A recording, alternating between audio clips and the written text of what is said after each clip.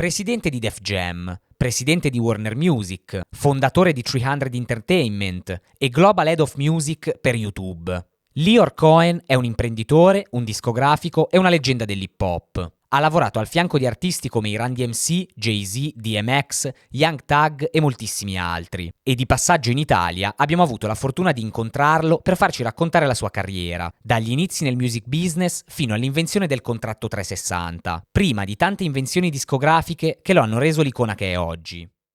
My name is Lyor Cohen, aka the Check Writer. I'm here with my boys from SA.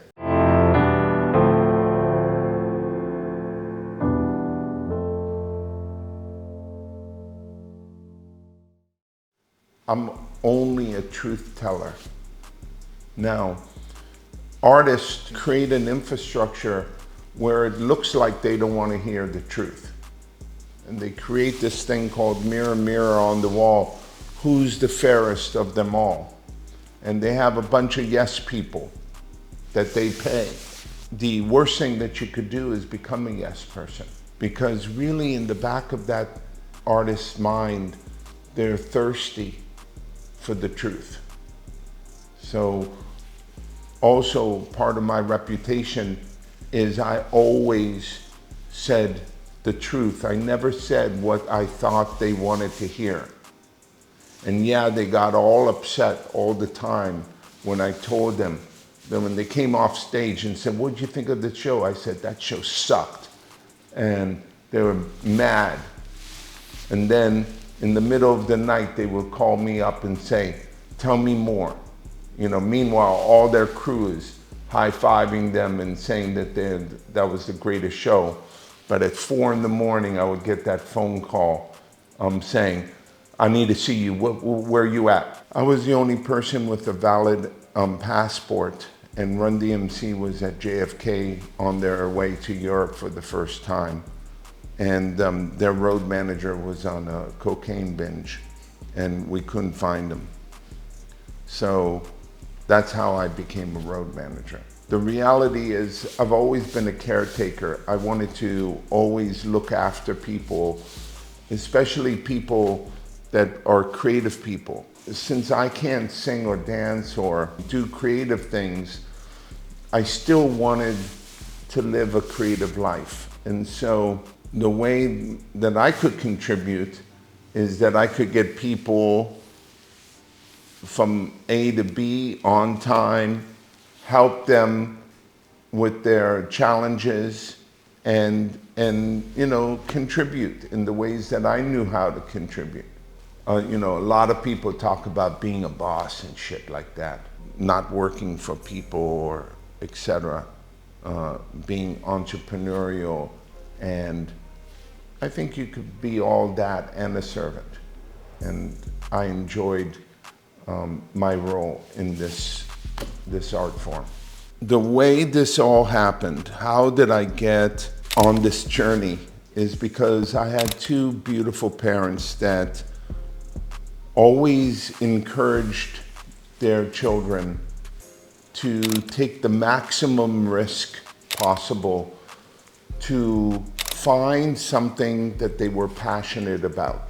My parents would always say that when you get older and you have babies, you have credit cards, you have debt, you have a house, natural gravity will make you take less risks. And they really recommended that we take the maximum risk as early as possible to find something that we love to do and to avoid work at all costs. And so when I got out of college, I started working for the National Bank of Israel, and I was miserable. I couldn't stand it. I hated it. And some friends of mine were throwing parties and encouraged me to join them. And I said, I don't want to just join you throwing the same parties you throw. I want to do something different. At that time, I heard about this thing called Uncle Jam's Army. And Uncle Jam's Army was really the first crew in Los Angeles to throw big events. You know, we're talking about 15,000 people, no talent, only the beat. And one day I found myself there and I was completely mesmerized. And I knew that was something that I wanted to bring to these parties. It wasn't just that it was black, it was something that was primal. And I wanted to introduce that type of vibe into this party. And so I started introducing that beat to these parties, and that's when things started taking off. And I ended up doing a show with Red Hot Chili Peppers, Fishbone, Social Distortion, Circle Jerks, Fishbone starring Run DMC, and it was a magical night for me. And from that moment on, I went to New York, and my life has been glorious ever since. When I left to go to New York, my mother reminded me, what's the worst thing that could happen? You come home and you try something else. And so all credit goes to my parents, who are very non-traditional, supportive of my journey, and gave me this unique opportunity to be a part of something that ended up being one of the most important art forms in the world today. So what a joy. What I am loving about this phase of the music industry is the global opportunity is just insane. You know, to be recognized back in the day, you had to go with your vinyl, you had to fly to Japan, you had to go promote. But with these platforms like YouTube, I don't mind saying it, you know, Spotify, all this, Apple. These global platforms have given the ability for artists to have global footprints. And I think that makes for much more interesting music. My problem with this period of time is lots of artists and their managers and their record company think that fame and celebrity is the way to be successful. And I believe the dope-ass records are the way to be successful. So I think that quality, the artists are spending too much time in this marketing social media bullshit than actually searching for that needle in the haystack and coming up with brave and revolutionary music that will change the world. So that's my problem right now. What I don't like is the predator behavior and susceptibility of frivolous things like gold chains and diamond watches and all that showy stuff. And all those jewelers were like predators. And, you know, I never liked that. Treating anybody in a disrespectful or hurtful way is wrong, period. Whether it's gay people, whether it's a woman, whether it's an immigrant, whether it's Jewish, whether whoever it is, we have to be kind to one another and respect each other. For anybody to think that rap music is a cause for bad behavior is absurd. In fact, I think rap music is a drumbeat for all of us to have a discussion and talk about what's right and what's wrong. And so I prefer that rap and always music were on the tip of the sphere of uncomfortable stuff. Yes, it's wrong and it's uncomfortable, but it needs to be discussed, not swept under the rug.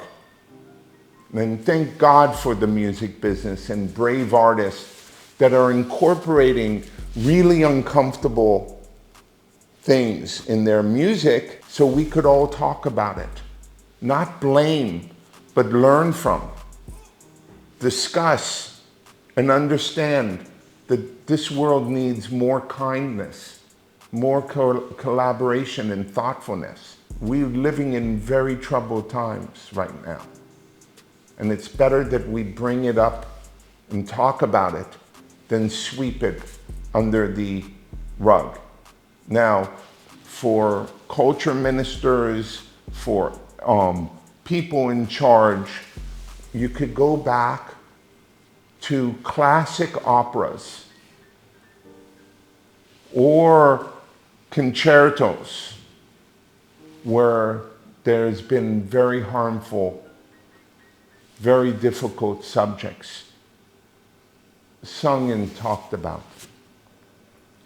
No one blamed Shakespeare or all these people who wrote these operas, that they are the reason why there's social ills. Parents, communities, schools, friends, this is our support system, that we have to remind people what's right and wrong. And so I think this is just interesting times that and difficult times. I understand that you're shy and you don't like doing it, but the fact of the matter is your fans actually want to hear from you. Yeah, but we're not going to. I don't need to. Yeah, we do. Because you still want him to be. I came up with the idea of 300 Entertainment because I was thrown out of Warner, spent a decade there, and I had more to contribute. And so my idea was, everybody thought that the music business was dying. I didn't think it was dying. And so I decided to put up some money, started in my den, and I started signing acts. And so, I don't know, the 300 was built for me to have a pistol that didn't have a safety. And what do I mean by that is, when I showed up at a club and I liked that artist, I signed them. I didn't have to go to any committee or discuss it with anybody, or I own the fucking company. I like you, let's go. And I would sign the contract, give them the fucking money right then and there.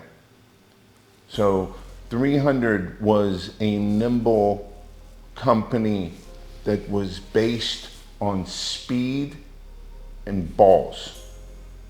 Nobody could, there's no committees. 360 deal was, when I took over Warner, we're the smallest major, and I wanted to be the biggest indie. I always believed that you need a signature. Everything that I do, I try to think through, what is my signature? I don't want to replicate other people. It takes time and effort and thought to come up with the idea. And my idea was, I wanted to commit to my roster that I would slow down the release schedule. I would sign fewer artists I would have a much smaller roster, and I would commit much more to those artists on my roster. Artist development. I was going to dial up artist development, spend a lot of money on artist development, and my concept of winning is that we won together. That even if you had a hiccup, I was there for you. I would catch you. But in order to do that, I needed to share more. Okay? So if you were an owner of this incredible new Italian food concept, okay? A restaurant. And your secret was this sauce, okay? But you came up to me and said, hey, I'd like you to invest in my restaurant. So I would invest in your restaurant. Do you think that I think you should be selling that fucking sauce without kissing me in? Like, you got big in this restaurant because I provided the capital, but not only that, you had no idea what it was to start a restaurant. So not only did I put up the money, I also did the effort with you. And now you come to me and say, you know what? I'm selling everybody wants the sauce, but you only invested in the restaurant. That's some bullshit. And so that's the same way that I feel about artists. Here I am, I'm putting up all the money. I'm also putting the blood, sweat, and tears and breaking you. We should be partners together. The only argument with the artist is you could always drop me if I catch a cold.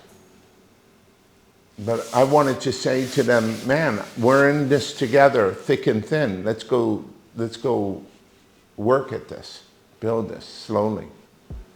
So that's how I came up with 360, and it worked, You know, I got out of management a long time ago, and it'd be really hard to drag me back into management. Again, a lot of artists, a lot of people want me to, but I think that I could make a greater impact for the industry that I love by being the global head of music for Google and YouTube. And this music industry has been so good to me and my family that I wanted to contribute in bigger, more powerful ways back to the industry that I love. And so that's why I decided to spend some time at Google and YouTube. I think authenticity is the key, number one. The other part of authenticity has to do with rocking the mic. And so there's a lot of fraudsters out there, fake shit. Because of the digital world, you could fake a lot of stuff. But there's a moment of truth, and that is on the stage. And kids now are more determined to peep if it's real or bullshit. And so I think being relevant to the culture is being able to rock a mic physically and being authentic. I mean, we're living in the most unusual era of trickery because of the digital explosion. There's a lot of fraudsters out there. When you have 120,000 new records a day coming online to the platforms, that's like a tidal wave of choice. And how do you rifle through all those releases? So I want short form video to be a discovery tool. But I want consumption to live with a video, premium music video, a song, an interview, a performance. I don't want them to live in short form video. You know what happens when you live in short form video? You become a stupid zombie to the swipe.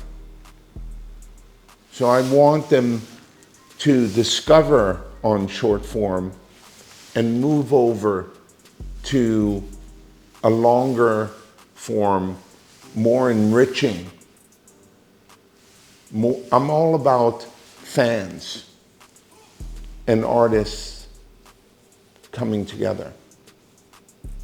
And so I want sticky relationship there. I want fans to wait in line in the rain to buy a ticket.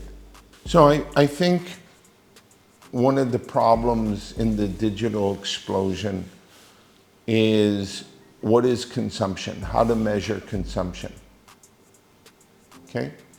The fact that none of these charts, none of these companies have included UGC is a slap in the face to being authentic and real. So here's my argument. When you are cooking and you have in the background music, you put it on a loop, music on a channel, and you're cooking and you're dealing with your kids and stuff like that, is that listen more valuable than when you actually take a record and you create a new expression with that record? You spent the time to recreate something. Which one is more valuable? Which one shows more determination for that record? You tell me. UGC. And they don't count it.